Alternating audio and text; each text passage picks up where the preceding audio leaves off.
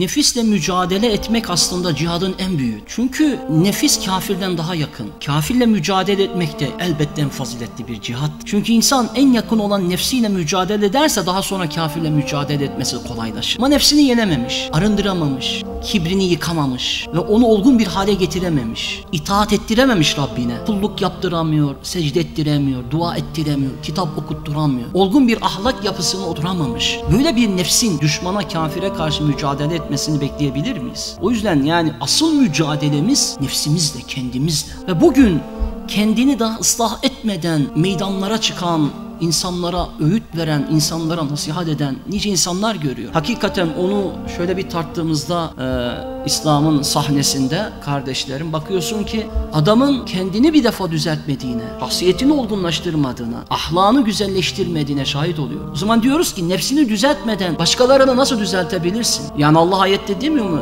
Bir toplum kendi özünü değiştirmeden asla ve asla ne yapamaz kardeşlerim? Allah o toplumu değiştirmez. Bir nefis kendini değiştirmeden başkalarını nasıl değiştirebilir ki? Bu çok aceleciliktir yani. O yüzden hep insan yaş ilerledikçe, okumalarını arttırdıkça hep kendine dönmesi gerek. Hep nefsine dönmesi gerek. Hep zaafını görmesi gerekir. Hep cahil olduğuna inanması gerek. Bir arpa boyu kadar yol alamadığını görmesi gerek. Hala ilminin olmadığına, bilgisinin olmadığına, çok daha cahil olduğuna inanması gerek. Bu aslında nefsini tanıyan insanın profili. Kimliğini çok iyi tanıyan insanın profili. O yüzden kendine yolculuk diyorlar buna. Nedir kendine yolculuk? Ya kendini bir tanı yani. Ahlakın ne kadar, ilmin ne kadar, edebin ne kadar. Hani bazı insanlar var, ahkam kesiyor, hudutlar koyuyor. Değil mi? Boylarının daha üzerindeki mesafedeki insanların hükmünü veriyorlar. İşte bu neyden kaynaklanıyor? Biz nefsimize dönemiyoruz, kendimize yolculuk edemiyoruz. Başkalarının hep dertleriyle, sorunlarıyla uğraşıyoruz.